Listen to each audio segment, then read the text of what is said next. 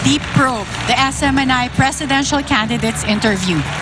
We're down to our last candidate. Ito na po ang huling kandidato na haharap sa ating panelists sa araw na ito.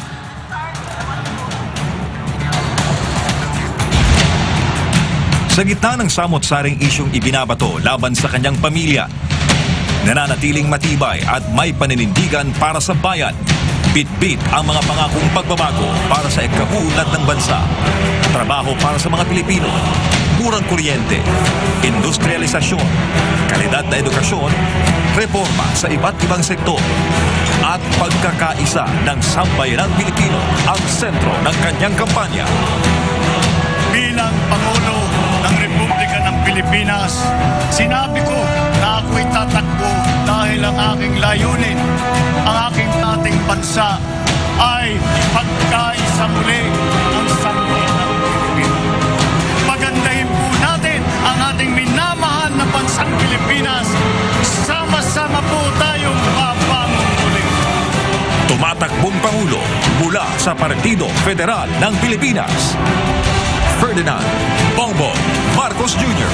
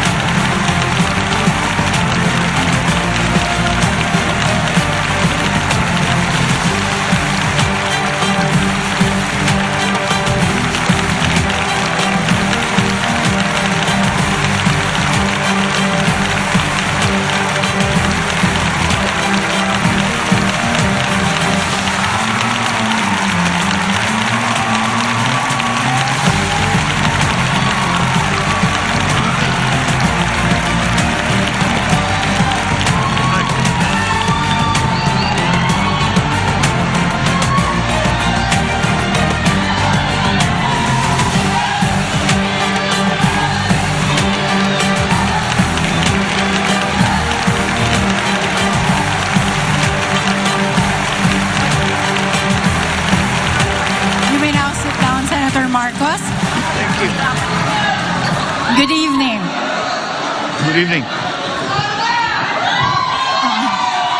May we request the audience to please sit down so we can start the program. I brought all my relatives.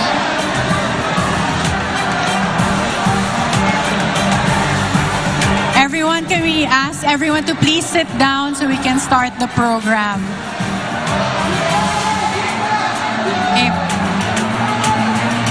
Thank you for your cooperation. Thank you.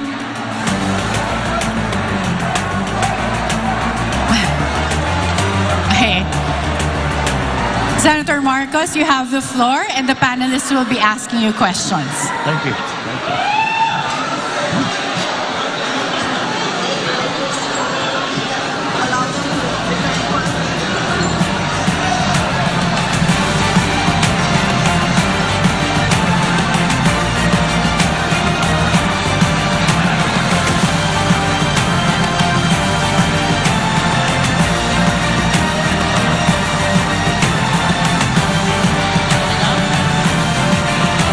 Hi, good evening, Mr. Marcos. Good meeting you, ma'am.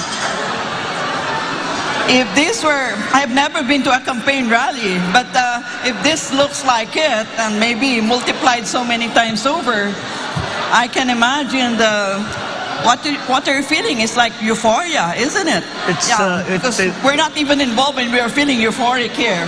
It's very encouraging, ma'am. That's true. Okay, this is the second time we are going through this, but this time it will be banter. Nothing aggressive nor belligerent. You have the thickest portfolio here Like I counted more than 50 pages which were submitted to the network and which were given to us. Madaming, So, madaming like I have trabaho, ma'am. 1,000 questions, but since I have 3 other colleagues here, maybe I'll ask something which is right in my alley. And I think I have asked this also in my post in the social media. And post-Ukraine, assuming that you have a peace agreement within the next 2 weeks, which is more likely, do you see a new political and economic order, but this time you have other political actors like Moscow, Beijing, and even Tehran? Yes. What's your take on that? There will be a new world order. Because I have, I think, watching Ukraine and seeing the developments, and which are not exactly going the way of that the President Putin would have wanted it to. I suspect there will be domestic implications to whatever the peace agreement is going to be. I hope you're right, ma'am, that it will be done in 2 weeks, because we are the entire world is suffering. But there will be a very big change, because the how do you say, the idea, I think some of the analysts have said, I don't know if you agree with this, is that President Putin is trying to reconstruct or recreate the Soviet Union under another name.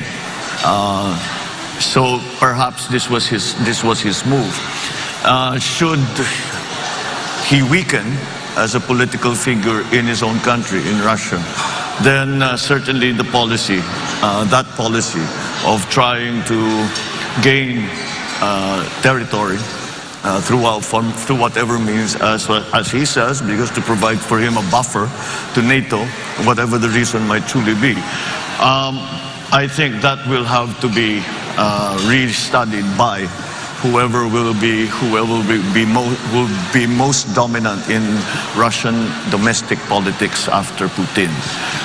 So yes, I believe there will be a new world order, and I think I am certain that Tehran and Beijing are watching very, very closely what will happen to Ukraine. There will be a geopolitical balance of power. It also depends on what the reaction of the EU and the United States will be. I think the United States we can predict fairly accurately. EU is in a more difficult spot simply because they are highly dependent for their energy to Russia, and how they will balance that. I know that the President Biden has just signed with the EU a deal to supply from the United States and from other countries 15 billion tons of gas, which will cover some of the needs of the EU. But again, that's not something that can instantly be made, to instantly be applied. There will be a transition period, because it is a very large economic infrastructure that has been developed for Europe to take advantage of the gas supplies out of Russia. These are all terribly large forces, and inevitably it will change things. Yeah, well, it seems like you have a more dire scenario, future scenario in mind. But what I have used really is from a content analytical perspective, using events data analysis, meaning I'm paying attention to the verbs being used by the negotiators. And this is not Pollyannish, by the way, Mr. Marcos. It's just that I feel that Putin will not allow the conflict to spill over. It will encapsulate within the Ukraine, a conflict area. And that, yes, I still believe that within the next 2 weeks you have a peace agreement. I sincerely hope so, because misunderstandings, mistakes can occur. With Poland being right there on the border of Ukraine, we already have had reports of missiles that mistakenly flew into Poland. And these are the kind of things that we have to be very careful about. I think maybe that is one thing that they can agree upon, Russia and the West, as we have referred to it often. Mr. Marcos, earlier, I don't know if you were around already when I asked questions about the projected state visit of Vladimir Putin here in the Philippines. Because the Duterte administration has only so many more breaths to take before the end of their regime, of their tenure. When you become president, will he honor that invitation that Duterte had given to him to do a Certainly. state visit? Not just a visit, a state visit. Well, certainly. Why not? We have diplomatic relations with Moscow. We should continue to honor that agreement that we have with Russia, and we must continue to again cultivate the relationships that are beneficial to the country. And it's not, as long as we make our position very clear that self-determination is an important principle as far as the Philippines is concerned, and in that context, then we can still speak on many other subjects with Russia. Yeah, so that means you are not telegraphing something to the United States of America by welcoming Vladimir Putin in a state visit. It need not be Russia or Vladimir Putin, any country. I think that would like to come and visit and would feel that there is something beneficial to be gained by furthering, strengthening relationships between our two countries is something that we should always be open to. Thank you. Thank you, ma'am. Good evening, Mr. Marcos. Good evening. Ang tanong ko po ay ito, ang nabanggit niyo po ang phrase na New World Order na sa tingin niyo ay maaaring mangyari pagkatapos ng peace treaty between Ukraine and Russia. And you see that the world will be restructured around a new framework or a new geopolitical order. So my question is this, I hope that you realize the burden or the special task that you have as a future chief architect of our foreign policy. Because in the past drawing of world orders, the Philippines never played a role in determining its position in that world order. For example, between the wars of Spain and the United States, it's the United States that defined our position in that new world order. When the United Nations was instituted after post-World War II, we were still at the coattails of the United States. But now we are an independent country. So my question is, when this new world order that you think could happen after a peace treaty gets concluded between Ukraine and Russia, how will you position our country in this new geopolitical order? It very clearly will depend on what the exit strategy will be for the West, for EU, and for Putin in the peace agreement that we hope they will sign. What the nature of that agreement will be. Will it be status quo? The forces that are in Ukraine, the Russian forces and Belarusian forces that are already in Ukraine, will they just stay where they are, status quo? Will they be told to withdraw? I only say that because it is very important to Putin's position domestically. He is in a very precarious place because it has not gone according to plan. I suspect that he was hoping that it would be a similar situation as it was in Crimea, where they pretty much just walked in with very little resistance. But then they prepared Crimea for a long time. They were helping the rebel groups, the Russian-speaking groups, and they were developing them. And they built a corridor on the east side of Crimea, within which the Russians could cross the border very easily.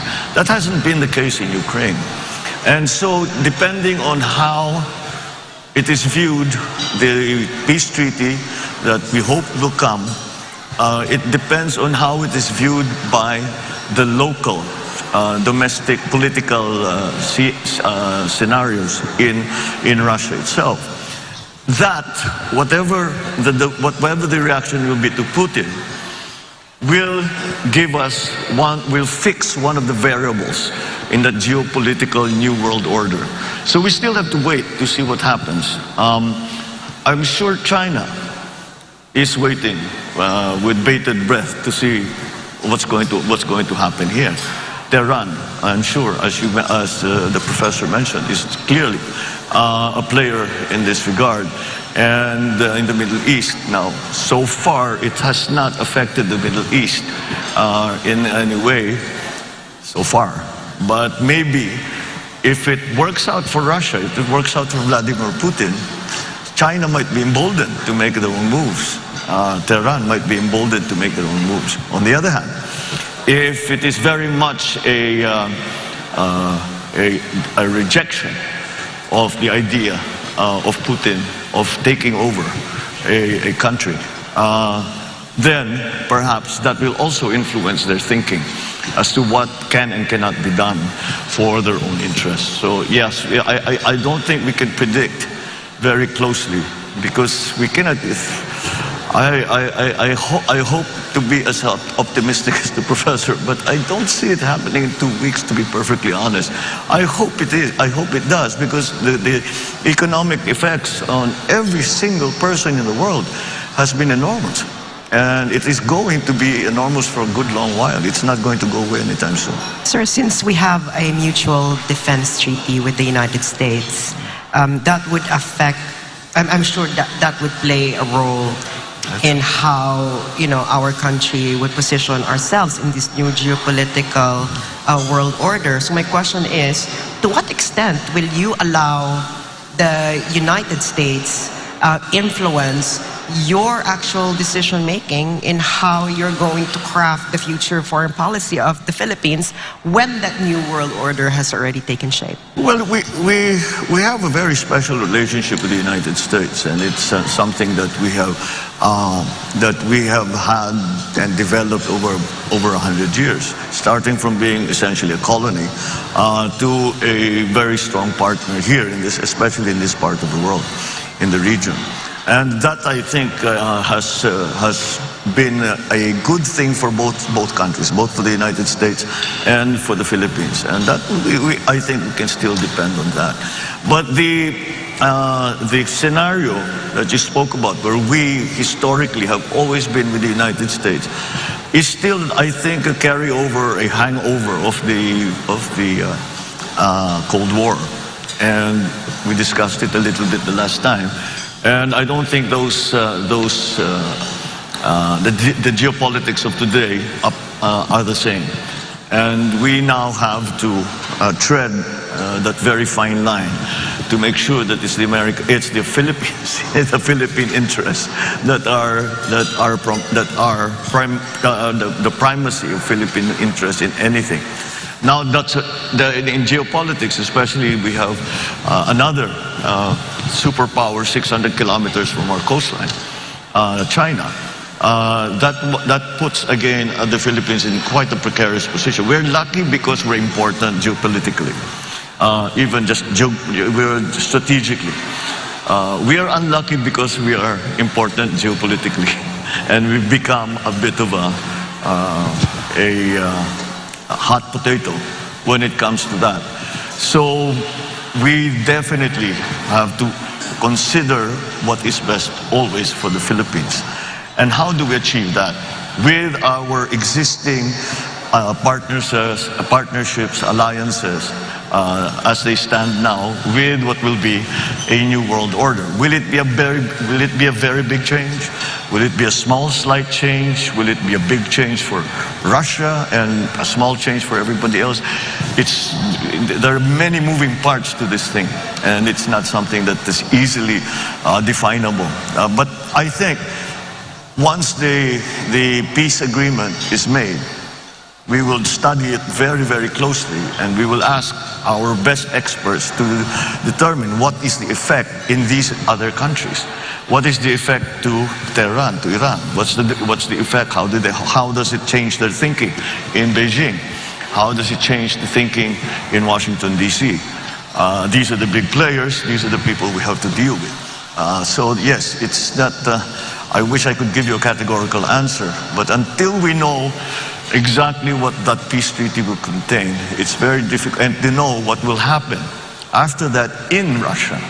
How will the power structure change? Will Putin be removed? Will he still maintain his position?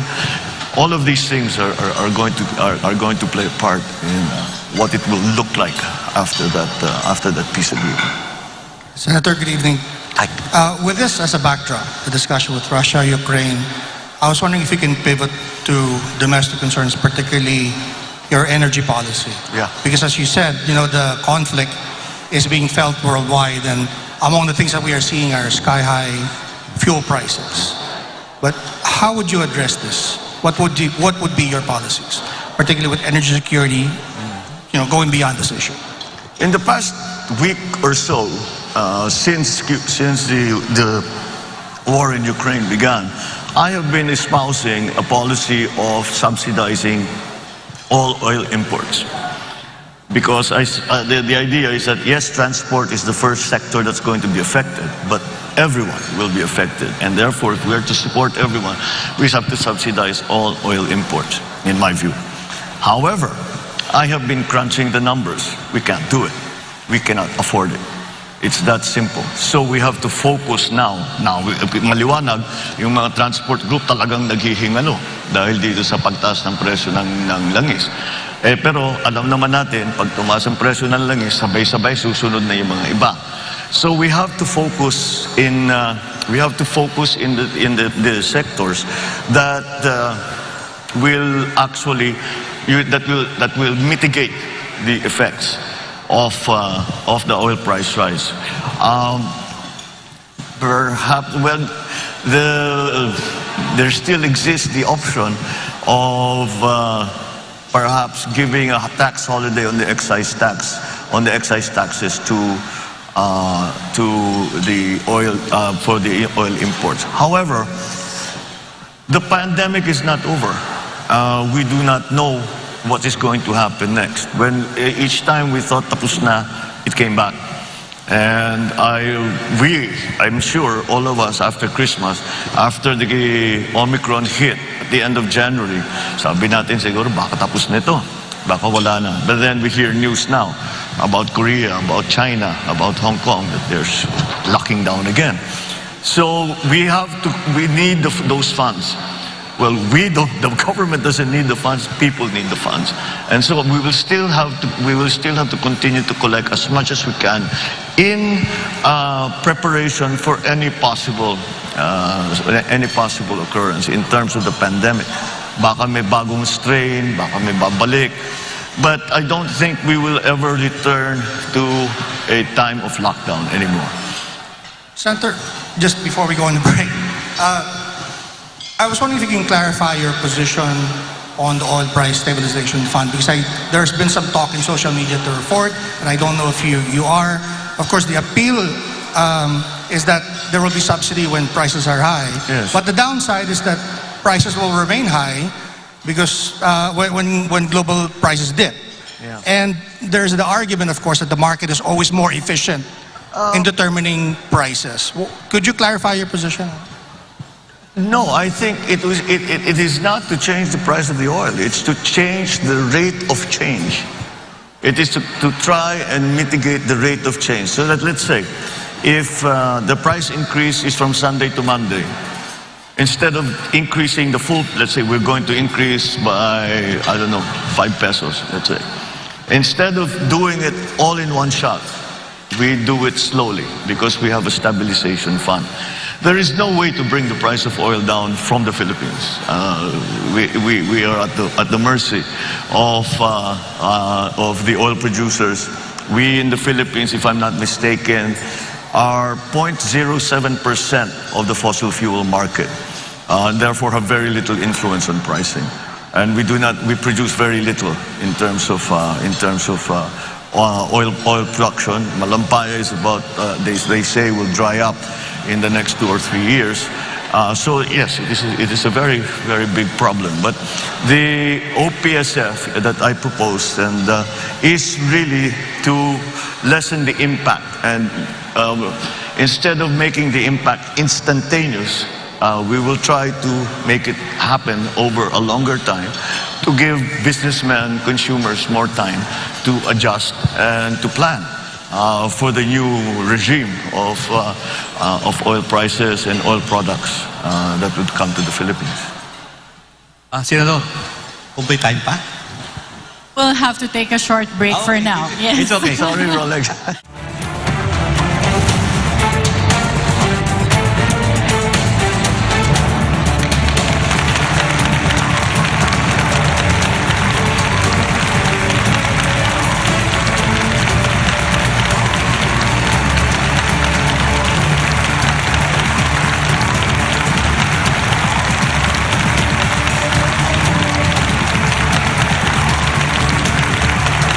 Nagbabalik po tayo sa The Deep Probe, the SMNI presidential candidates interview. And right before the break, the conversation between presidential candidate Senator Marcos and the panelists was spanning several issues, including the geopolitical conflicts and the oil price crisis. Now we will resume the questions from the panels. Magandang gabi po, Senador. Good evening, Rolex. Ang katanungan ko po ay tungkol sa power. Alam niyo po yung IPIRA, hinati yung bansa natin. Electric Power Reforms Industry Act, IPIRA. Ngayon po, ganito. Recently, ang Malacanang po ay naglabas. Pinirma ng Pangulo, Executive Order 164, adding nuclear power to the energy mix. And among others, to study the viability kung pwede pa natin i-operate yung BNPP at ang iba pang mga facilities para sa paggamit ng nuclear energy. Pwede mo malaman kung ano yung isip nyo po tungkol dito? Kasi po mangyayari sa sunod na termino, ang 18 milestones. Ito po yung unang hakbang lamang. Marami talagang pinag-uusapan. Energy is hard. Ito, aaminin ko sa inyo, talagang pinag-aaralan ko, napakahirap ayusin. Dahil nga yung ating sistema, the IPIRA law, marami talaga naka-contain dyan na kailangan pag-aralan ulit. Because ang reklamo sa buong bansa, both na consumers lamang at saka yung mga negosyante. Kasi lagi natin napapag-usapan mga foreign investors na nagre-reklamo sa power, pati local investors. Kaya ang investment sa Pilipinas is not capital intensive. Yung mga investment sa Pilipinas, short term lang, kuminsan hot money lang ang pumapasok, pasok-labas lang yan. It doesn't build anything. So, that is it. It is a major problem. At kung titignan natin ang mga projection sa pangyayari, ngayon, just as a perfect example, narinig na siguro naman ng lahat, na sinasabi na baka sa eleksyon, magkakaroon ng brownout. Kaya dahil nasa gitna na tayo ng summer, ng tag-araw. Kaya yan ang maliwanag, kulang na talaga ang power supply doon sa ating requirements. At saka yung idadagdag pa dapat natin para makapag-industrialize tayo ng mabuti. Kaya it's something that has to be attended to. In other words, kailangan natin lahat. Kailangan natin lahat ng makuha natin na power sources para mabigyan tayo ng mas mura at mas malawak at mas reliable na power supply. Ngayon, maaari nating i-expand yung ating hydro, expand natin yung ating geothermal, but there's a very simple idea when it comes to the energy sector. It's something called the base load. The base load is the load that never goes away. Just the demand that never goes away. Kahit gabi, kahit araw, ito na yung mga planta na nagpapatakbo. So that base load has to be satisfied. Kaya kung hindi umiihip ang hangin, paano yung wind power? Kung gabi, paano yung solar power? Kailangan pa rin ng traditional. Ngayon, doon tayo mamimili. Although it's not traditional for the Philippines, nuclear power is already considered a traditional power source. So it has to be looked into. yung sa BNPP, nag-offer na, because if you, ang Korea has, I believe, 5 sister plants to the Westinghouse plant in BNPP. And they have offered, I always say it's ironic that the names of their plants are Core 1, Core 2, Core 3, Core 4, Core 5. Pero hindi tayo nagkaroon kahit isa. But they have offered to come with their technical people, and they have offered to come to give us an idea. Pwede pa ba ito?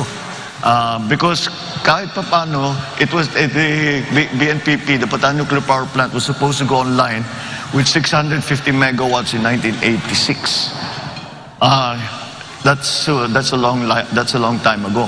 Marami ng bagong technologies, marami ng bagong requirements.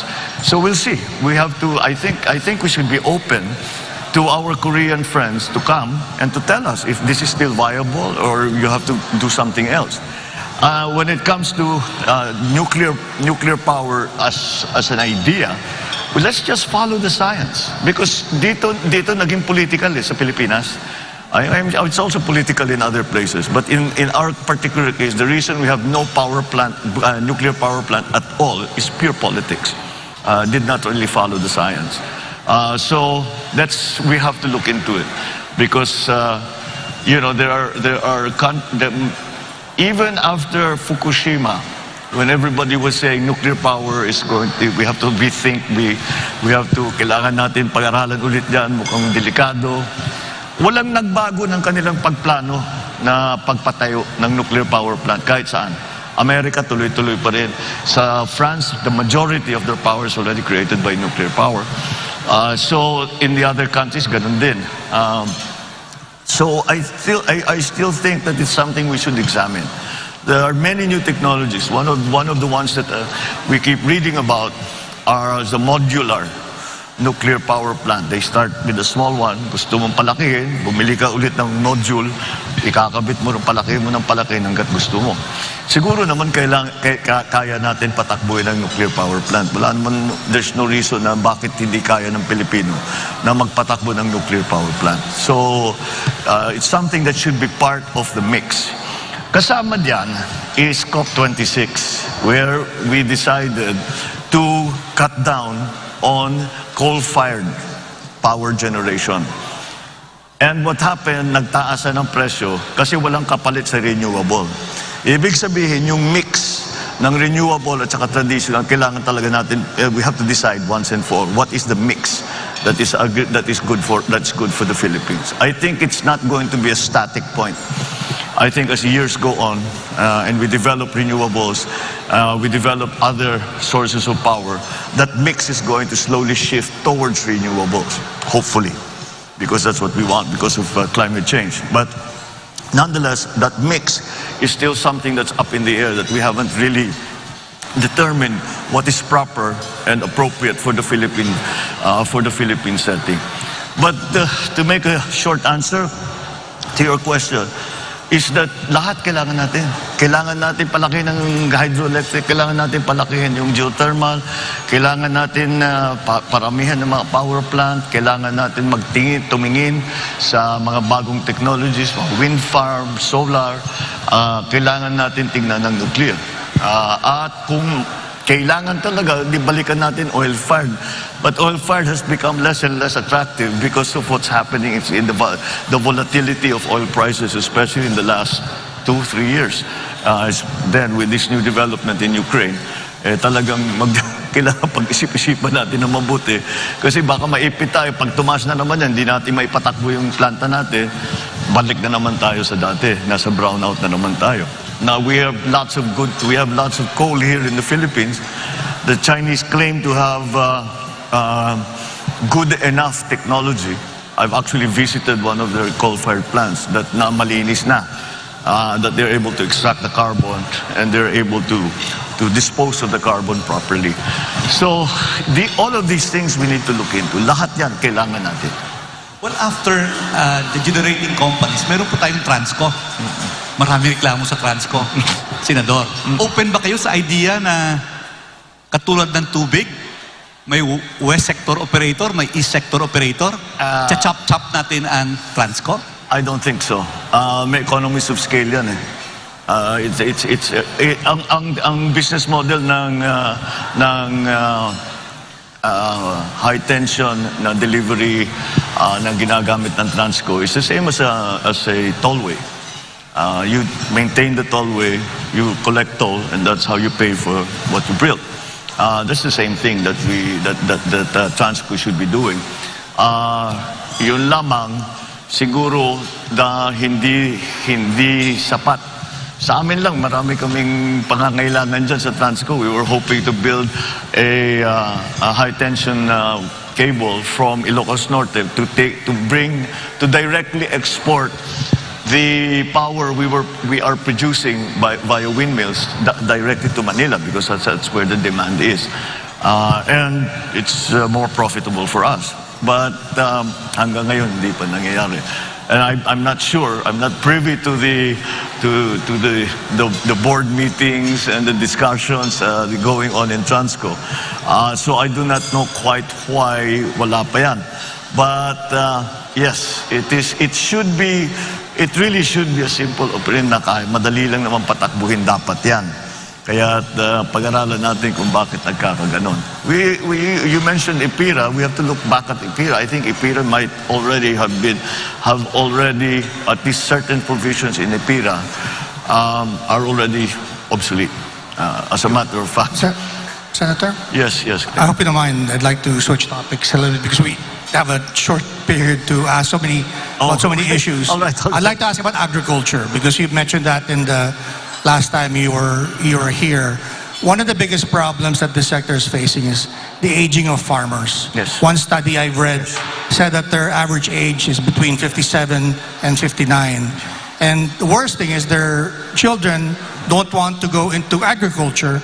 And this observation is supported by declining enrollment in agricultural programs of SUCs across the nation. And last, the Secretary of Agriculture last year said that we may be facing a critical shortage of farmers in as little as 12 years. And he said this last year. So maybe you'd like to share with us what your plans are regarding this issue. Regarding the age of farmers getting older, not only are they discouraged to come in, their parents who are farmers, they say, wag na kayong pumasok dito, napakahirap ng buhay dito. Mag-aral kayo, pumunta kayo sa Manila, pumunta kayo sa city, dyan kayo magpagaling para hindi nyo na kailangan daanan itong dinadaanan namin. That's the state of the agriculture in the Philippines today. As a general rule, as a general concept, I think we have to really shift already from what is essentially still mom and pop operation and talk about agribusiness and talk about the industry of agriculture. And there are many things that we need to do to achieve that, to get to that point. See, let's go back to the issue of the age of our farmers and the young people who are not going into agriculture. If it is an agribusiness, if it is not the traditional farming method that we are always going through, that we have been doing for the last millennia, but move into something that is more high-tech, then that will necessarily need for the entry into more technically minded agribusiness practitioners. And that will bring the age younger immediately. I know already for myself, young people in their 30s who have discovered some new technology or have come across a new thing.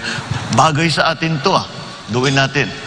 And they do, and they have brought all kinds of new techniques to farming, but it's not yet extensive because there are no encouragements coming from government in terms of tax breaks, in terms of I don't really believe in subsidies in that regard, but I still think that we can improve the attractiveness of the agricultural sector to younger people if we use the most modern, most interesting technology. And like the kids say, they can geek it out, right? They'll just pag-aralan nila na mabuti. That's a very interesting. It will become a very interesting line of work. Is there an important role for government to play? Because if you look at the public spending on agriculture in the Philippines, it's only about 1.7% of the national budget, far below what is being spent in other ASEAN countries. Yes, it's been that, and it has been that way for a long time. I think we have really neglected agriculture because we had a system set up where the entire value chain was attended to by government. And of course, the private sector practitioners come into the picture during the trading and in the market. But that was dismantled in 1986 and has not been a replacement for it. So we have to do it again. And if we look at the countries that we are competing with in terms of rice production, for example, they're Thailand and Vietnam, the obvious ones. Their cost of production is lower. The labor segment of their production cost is 1/2 of ours. And that's due to mechanization. We have not mechanized at all. It's going to take, it's not a simple thing because we have to organize now to be able to mechanize properly, to use the big machines, the big tractors, the big harvesters. Yung nakikita natin sa ibang bansa na ginagamit, nakalaki-laki, na ang bilis-bilis, siguro sa isang araw, ilang hektarya na nakocover nila. Pero ang average na land holding dito sa Pilipinas is less than 1 hectare. So hindi mo magamit yung mga ganung klaseng makina. So the way to do it, or the way we did it in Ilocos, was we organized the cooperatives. And in that way, we were able to take full advantage of economies of scale. And I think that's what we need to do here in the Philippines now. But there are other things that need to be done as well. I think the fact that we are importing galunggong has been made very, very public. It's been very, very clear that it is quite a surprise for us to get into that situation. But again, it really comes from a neglect and the agricultural sector. So the things we have to do the research and development for the new varieties, for the new yung nag-aalaga ng hayop, paano yung gagawin yung pagkalat ng mga inahin. Again, these are different schemes that we have to put together. In our fisheries, there is a very, very good potential for us kung ayusin lang natin ang ating kinukuhanan ng isda. Number one, bigyan natin yung mga mangingisda na mas malaking bangka. Maliliit lang yung bangka nila eh. And they have to go out already 12 kilometers kasi overfish na dito sa loob. And then of course, patrol so that maraming nagpo-poach sa atin. So we have to have all the best techniques and technologies for our farmers and for our fishermen. Fisher folk. So that's just the beginning of it. And then the support. Now, one of the biggest problems that the agricultural industry is facing right now in terms of crops is urea is 2,500 pesos now. And we know of many areas where farmers just didn't plant. And that kills our production. Taas na naman ang importation natin. Because kung minsan, kung kulang talaga. Kung pabayaan mo yan, tataas naman ang presyo, hindi na kaya ng tao. Kaya talagang kailangan ayusin yung agrikultura. So you have to support, the government has to support that. This question of urea, for example, siguro ang gobyerno lang bibili in bulk. Hundreds of tons of urea, and then isama na yan sa production loan.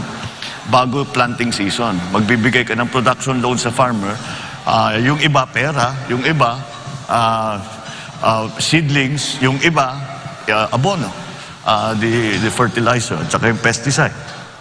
And then you could support them with new techniques, the techno demos, to teach them what are the new plants, what are the new techniques, how you can save water, how you can save on the other inputs, etc., etc. And then the processing. You know, it is not, should not really be allowed anymore. Dapat in the year 2022, dapat wala na tayong nakikitang palay na tinutuyo sa highway. Dahil dapat meron na tayong binigay. Yan, si Rolex knows this well from, because sa local talagang yun ang problema eh. So, tapos yung mga milling, dapat talaga meron tayong milling na small scale, large scale, depending on what everyone. So the value stays with the farmer. Hindi pumupunta sa trader na may malaking milling na planta. I mean, there's nothing wrong with the traders. They have a part to play. But let's keep as much of the value added and give it back to the farmer. And then, if we are able to do that, gumanda ang ating production, mumura ang ating production cost, we can directly sell it. And the kadiwa is the example that we always use. We can sell it to the public at a lower price, assuming the government will not make a profit, because the government should not make a profit. So they should be able to sell these basic agricultural products for less. Mr. Marcos, Yes, we all know that your campaign's theme is unity. And recently, you made a statement on an issue that, would test your call for unity, because this issue is really polarizing in our country. And I'm referring to your statement on LGBTQ rights. And so my question is, there are a lot of interests that had to be balanced here, especially that even though that we are a secular country, our people, around 80% of our people have really, really strong religious beliefs, and these two things, are always contrary to each other. So my question is, how will you balance the legitimate aim of protecting the rights and welfare of LGBTQ people while at the same time respecting the legitimate interests of religious groups that they can freely pursue their belief on this matter? I don't think LGBTQ issues are polarizing in the Philippines, honestly. I think we are much more open-minded about it, considering the fact that we are in fact a very Roman Catholic country. But then you must, and so that I don't think it's polarizing at all. I think Filipinos are, I don't know how to put it, but we're much cooler than most other places when it comes to these things. And I think when I talk to the members of that community, wala namang hinihingi na special treatment ang mga LGBTQ. Wag lang, do not discriminate against us. Yun lang naman yun eh. We don't want a special program for you, for ourselves. You have to want to, do something. Just patas lang. Patas lang, pare-pareho lang. Na kahit LGBTQ kami, kahit matanda kami, kahit come from the wrong place, I don't know, whatever. All forms of discrimination are some things that we have to guard against, because that's corrosive. That just gets in the way. It doesn't help. It doesn't help anything. So that, I think, is the approach to LGBTQ issues: is just fight discrimination every step of the way. There's a pool of talent in every sector of our society that we need to take advantage of, and so we cannot exclude any part and say hindi pwede yan, hindi na ayaw namin sa ganyan. And let me get to the point. I mean, LGBTQ, Roman Catholic, you say that it's a. What did the Pope say when he was asked about same-sex marriage, same-sex union? Let me correct myself. Same-sex union. And I think the Pope said it perfectly. Who am I to judge? And that's the attitude that all of us should have. And with that, I think we'll go down the correct place. We will go down the right path. Yeah, I think this will be... Professor Carlos, I know that you warned me about senior citizen losing their train of thought, but I have been instructed to go on a commercial break. So we have we'll to go on a start break? off. Yes, Yeah. we'll start the next round with your question. Okay. I promise that. Yeah.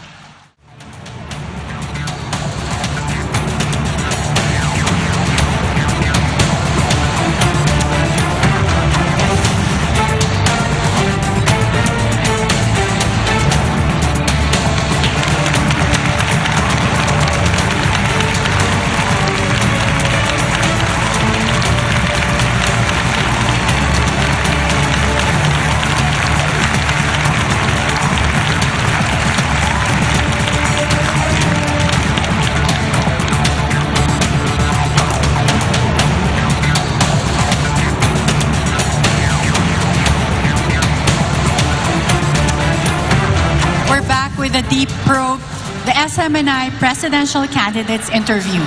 And again, 1 hour went by so quickly. So we're down to the last question for our last candidate for the evening. To start off with our last question, Professor Carlos. Okay, there is, I know, Mr. Marcos, that Professor Carlos, I know you're gonna love me for this. You're wearing your sunglasses again. sorry again. Ay, mag-forgive na kayo, ha? You will all be 75 also. Unless you die young. Hello. Humirit pa yan. Okay, Yes, ma'am. I have a sense that this will be the last time I shall interact with you in a venue like this. So, let me introduce something which I have tested in my class on elites in politics. And this involves moving into an area called predicting leadership decision-making. So I hope you don't mind if I give you 3 short questions, but they are related to each other. And it will give our people a chance to know you in terms of your leadership style. The first question is, do you think that you're basically an optimist rather than a pessimist? Number 2, do you think you are basically a high-risk taker rather than a low-risk taker? You'll notice the 2 are related. And the third question is, do you think you are Machiavellian? Well, the first question is if I'm an optimist or a pessimist. I'm essentially an optimist. And the reason I'm essentially an optimist, because especially when we talk about the country, we are optimists. I am optimistic because our biggest asset is the Filipino people, and I try to be very objective about it, ma'am. I have traveled all over the world. I have not met a better people than Filipinos in every possible way. Am I a risk taker or not? When it comes to national issues, I tend towards the conservative only because a mistake will cost so much suffering to so many people. In other words, you have to be very careful with the decisions you make. And it's not something that you do offhand. You think about it very hard. You talk to as many people as you can. And you make absolutely certain that you have done everything that you can possibly do to make whatever your plan is, to make it work. Am I Machiavellian? Well, I've studied him quite thoroughly. And I know very many Machiavellians in my life. But Is it Machiavelli in terms of taking every means to produce an end? Not the other Machiavellian, you know, the bad Machiavellian. Well, certainly, we have to be aware of everything that is going to help whatever it is that you are hoping to achieve. And on a national scale, that means you have to understand very well what the situation is on the ground. Ganito kasi ang sitwasyon ng mga tao, eto na ngayon sila. Nasa gitna pa ng pandemya, walang trabaho yung mga yan. Umaasa pa rin yan sa tupad, sa IX, etc. O paano tayo lalabas niyan? Where will what are the other countries doing? Kailangan maging maingat so I suppose in the same sense as you say that these questions were related, it's a way of being careful and being very, very knowledgeable about what are the things that have to come into play so that you will achieve success, whatever that success, however you define that success. So in that sense, yes, ma'am, I am a Machiavellian. Yeah, thank you. In future, if you have time, please come to the university and I will discuss with you. It's called the Operational Code Construct. Thank you very much. Oh, I would love that. Thank you so very much. Thank you.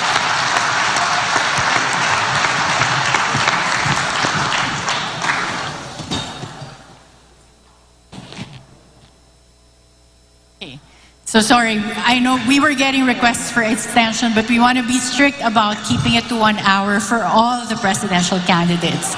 So, Senator Marcos, you have the floor for your closing remarks.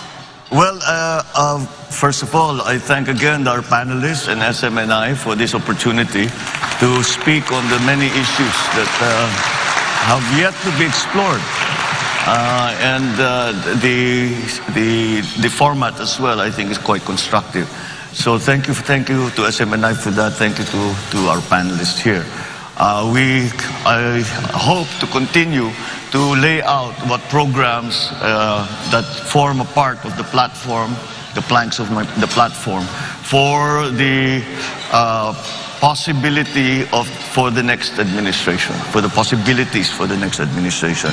And that's why such opportunities such as this are very, very important. And I hope that we have been able to impart some of the ideas that I'm examining and trying to put together to bring to the next administration should I be elected to the presidency. So we hope that we continue with this discussion. I hope that people come and think about it. And if they have any ideas, please come and tell us because we need to hear from everyone. We need everyone. That is the cry of the unity team, is that we cannot say that anyone is not needed. Everyone is needed in this effort that we are trying to do to get through the pandemic, to recover our economy from the problems that the pandemic has brought, and to position the Philippines to face the new world order and what will happen in the next few years. So thank you all very much, and thank you for the opportunity. Magandang gabi po sa inyo.